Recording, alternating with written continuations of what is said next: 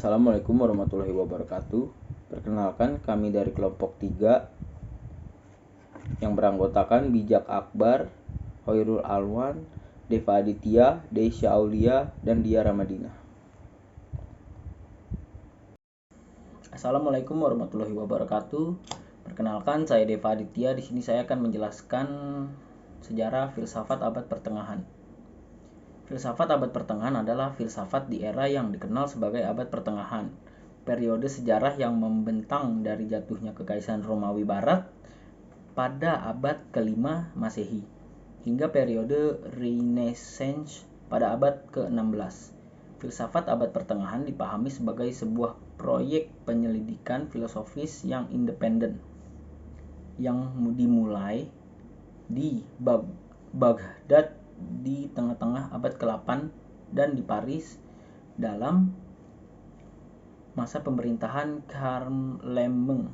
Charlemagne pada kuartal terakhir abad ke-8. Periode ini juga didefinisikan sebagai proses menemukan kembali budaya kuno yang pernah berkembang pada masa Yunani dan Romawi pada periode klasik, dan juga kebutuhan untuk mengatasi masalah teologis dan untuk mengintegrasikan ajaran suci dengan pembelajaran sekuler. Sejarah filsafat abad pertengahan lazimnya dibagi menjadi 2 periode. Periode di barat Latin mengikuti awal abad pertengahan sampai abad ke-12. Ketika karya-karya dari Aristoteles dan Plato dilestarikan dan dibudayakan, serta pada masa keemasan di abad ke-12, ke-13, dan abad ke-14 di barat Latin, yang merupakan puncak dari pengembalian filsafat kuno yang diperoleh kembali dari para pemikir dunia berbahasa Arab dan perkembangan yang signifikan di bidang filsafat agama, logika, dan metafisika. Era abad pertengahan umumnya dipandang remeh oleh para humanis di zaman Renaissance, lantaran mereka melihat filsafat pada abad pertengahan sebagai periode barbar yang menengah. Filsafat pada periode klasik dari kebudayaan Yunani dan Romawi, dan kelahiran kembali budaya pangan klasik tersebut pada zaman Renaissance. Sejarawan modern menganggap era abad pertengahan merupakan periode dalam kronologi perkembangan filsafat yang bagaimanapun sangat dipengaruhi oleh teologi Kristianitas. Salah satu yang paling terkenal dalam periode ini adalah Thomas Aquinas, yang tidak pernah menganggap dirinya sebagai seorang filsuf dan mengkritik para filsuf kerap tidak bisa menangkap kebenaran kebijaksanaan yang memadai sebagaimana yang dapat diungkapkan oleh kebenaran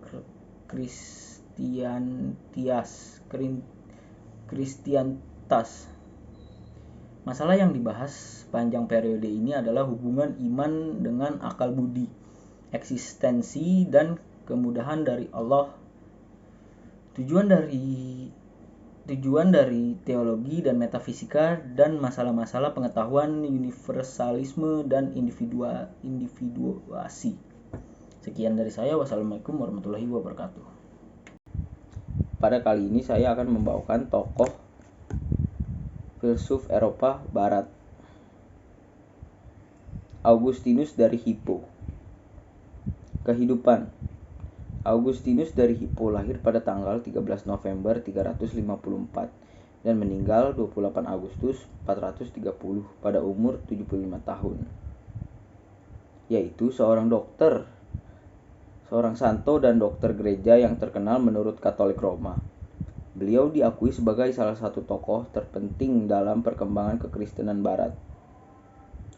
Dalam gereja Ortodoks Timur yang tidak menerima seluruh nasihatnya, dia kebanyakan dipanggil Augustinus terberkati. Banyak orang Protestan juga menganggap dia sebagai salah satu sumber pemikiran teologis nasihat reformasi tentang keselamatan dan anugerah. Keterpikatannya pada filsafat disebabkan oleh janji sang kebijaksanaan yang akan membantunya memunculkan keilahian dalam diri untuk mengatasi nafsu duniawi, kelicikan, dan kebusukan diri.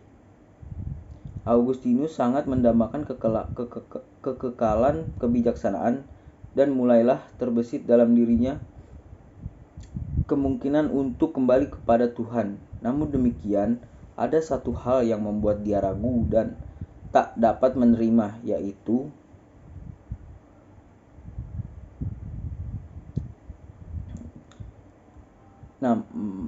tidak pernah disebutkan nama Kristus di dalam buku filsafat itu. Betapa indah dan memikatnya suatu buku, namun bila tidak melibatkan Kristus, dirasakannya sebagai suatu yang kurang. Oleh karena itu, Augustinus membaca kitab suci Perjanjian Lama dengan harapan akan menemukan sang kebijaksanaan di sana. Dia menemukan bahwa Alkitab terjemahan yang dibaca terasa mentah, terlalu sederhana baginya. Jika dibandingkan dengan tulisan Cicero, hal ini membuat Augustinus beralih ke paham Manikeisme. Ia terperangkap masuk ke sana karena jebakan para pengikut Manikeisme yang sengaja menggunakan nama Tuhan, Yesus, dan Roh Kudus dalam paham mereka. Pemikiran. Dalam pendapat filsafat dan teologinya, dia banyak dipengaruhi oleh Platonisme dan Neoplatonisme, terutama oleh karya Plotinus. Penulis Aeneid probabilitas melewati perantara Porphyry dan Victorius. Pandangannya yang umumnya positif terhadap pemikiran Neoplatonik ikut menolong dibaptisnya pemikiran Yunani dan masuknya ke dalam tradisi Kristen dan kemudian tradisi intelektual Eropa. Tulisan awal mulanya yang berpengaruh tentang hasrat manusia, sebuah topik sentral dalam etik, kelak menjadi fokus untuk para filsuf berikutnya seperti Arthur Schopenhauer dan Friedrich Nietzsche. Berlandaskan pendapat Augustinus melawan Pelagius yang tidak percaya akan dosa asal. Kekristenan Barat telah mengembangkan doktrin tentang dosa asal tersebut. Namun para teologi ortodoks Timur, walaupun mereka percaya bahwa semua umat manusia telah dirusakkan oleh dosa asal Adam dan Hawa, berlainan pendapat dengan Augustinus dalam doktrin ini, dan karenanya memandang nasihatnya ini sebagai malu suatu penyebab perpecahan selang Timur dan Barat. Berikut adalah buku-buku Augustinus. 1. Tentang doktrin Kristen. 2. Pengakuan Augustinus. Ketiga, Kota Allah, dimulai sekitar 413 dan selesai tahun 426. Keempat, tentang Tritunggal. Kelima, Enchiridion dalam salah satu bukunya. Augustinus pernah berkata, harga mengikuti Kristus tampak terlalu besar. Jalan itu, yang adalah penyelamat kita, menghiburku, tetapi aku enggan melaluinya karena kelurusannya. Sekian dari saya. Terima kasih. Assalamualaikum warahmatullahi wabarakatuh. Halo semuanya, perkenalkan saya Desya. Saya di sini akan melanjutkan materi tentang pembahasan filsafat Eropa pada abad pertengahan. Tokoh yang saya pilih yaitu John Locke. Saya akan menceritakan latar belakang John Locke terlebih dahulu. John Locke ini dilahirkan pada tahun 1632 di Wellington, Inggris, dan meninggal pada tanggal 28 Oktober 1704 pada umur 72 tahun dan dimakamkan di High Lever. Ia adalah lulusan dari Oxford University Dan pada umur 36 tahun ini, ia terpilih jadi anggota Royal Society. Ia menjadi sahabat kental ahli kimia terkenal Robert Boyle, dan kemudian hampir sepanjang hidupnya jadi teman dekat Isaac Newton. Di bidang kedokteran, dia tertarik dan meraih gelar sarjana muda di bidang tersebut. Locke ini mengawali karirnya dengan menjadi dosen pada tahun 1661 di Sekolah Gereja Kristus tempatnya belajar dulu, dan mengajar bahasa Yunani dan Latin. Kemudian menjadi petugas sensor filsafat moral pada tahun 1664. Nah, pemikiran Locke ini, pengaruh Locke banyak berpengaruh dalam beberapa bidang seperti pengetahuan, politik, epistemologi, dan psikologi. Locke menghasilkan pemikirannya dengan sangat banyak, antara lain tentang pengetahuan, negara, agama, hubungan agama, dan negara.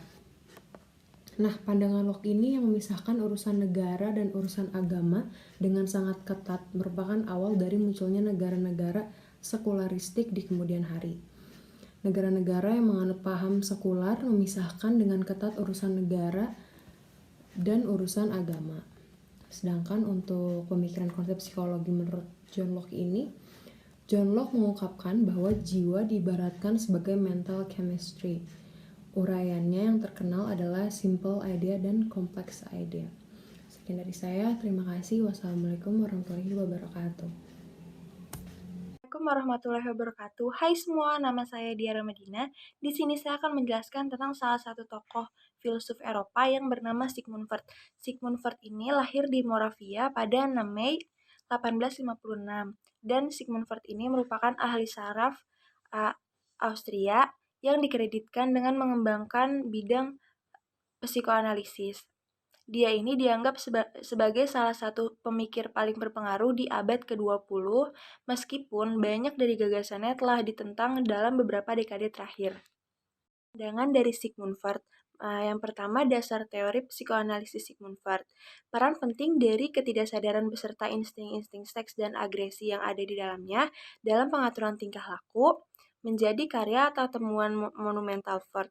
Sistematik yang dipakai Freud dalam mendeskripsikan kepribadian menjadi 3 pokok. Yang pertama itu struktur, yang kedua dinamika, dan yang ketiga perkembangan kepribadian. Nah, kedua ini struktur kepribadian. Kehidupan jiwa memiliki 3 tingkat kesadaran seperti sadar, prasadar, dan tak sadar. Pada tahun 1923, Freud mengenalkan 3 model struktural yang lain yakni ID, ego, dan superego. Struktur baru ini tidak mengganti struktur lama, melainkan ia melengkapi atau menyempurnakan gambaran mental terutama dalam fungsi dan tujuannya. Yang pertama ada ID. ID merupakan sistem paling dasar yang di dalamnya terdapat naluri-naluri bawaan. Untuk 2 sistem lainnya, sistem ini bertindak sebagai penyedia atau penyalur energi yang dibutuhkan oleh sistem-sistem tersebut untuk operasi-operasi atau kegiatan-kegiatan yang dilakukannya. Nah, yang kedua ini ada ego. Ego ini kepribadian yang bertindak sebagai pengarah individu kepada ke dunia lainnya, objek kenyataan, yang menjalankan fungsinya sebagai prinsip kenyataan. Nah, yang ketiga ini superego. Superego ini adalah sistem kepribadian yang berisikan nilai-nilai dan aturan-aturan yang sifatnya evaluatif atau menyangkut baik buruk. Menurut Sigmund Freud, energi penggerak awal perilaku manusia berasal dari dalam diri manusia yang terletak jauh di alam bawah sadar manusia. Sekian, terima kasih.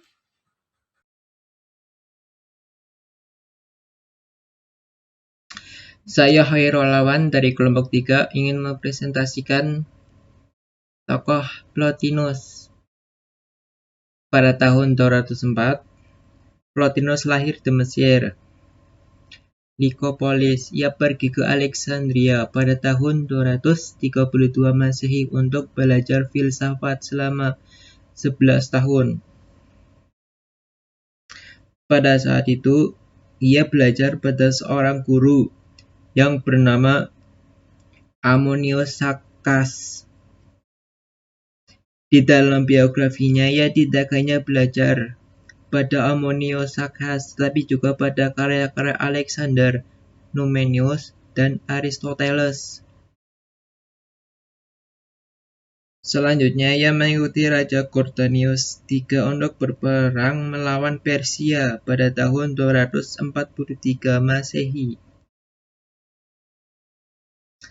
Pemikiran Plotinus. Plotinus percaya pada 3 hal, yaitu yang esa, intelektual, dan jiwa.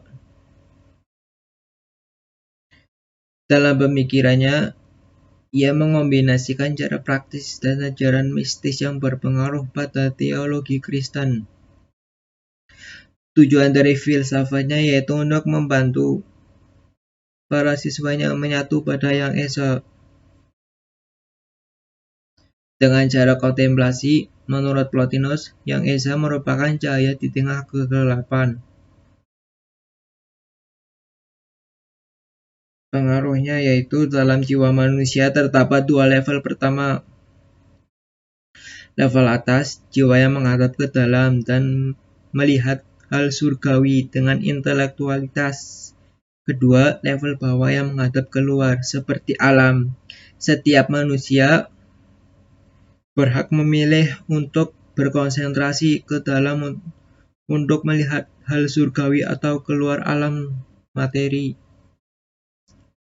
Assalamualaikum warahmatullahi wabarakatuh. Perkenalkan, nama saya Bijaka Purnawira. Saya akan melanjutkan presentasi tentang tokoh-tokoh filsafat abad pertengahan barat. Yang saya akan bahas adalah salah satu filsafat yang bernama Anselmus. Anselmus, uskup agung Canterbury, lahir di Aosta, Italia sekitar tahun 1033 tahun.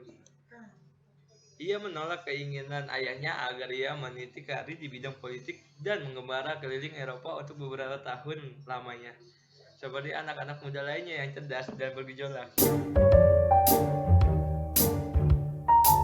Audio Jungle.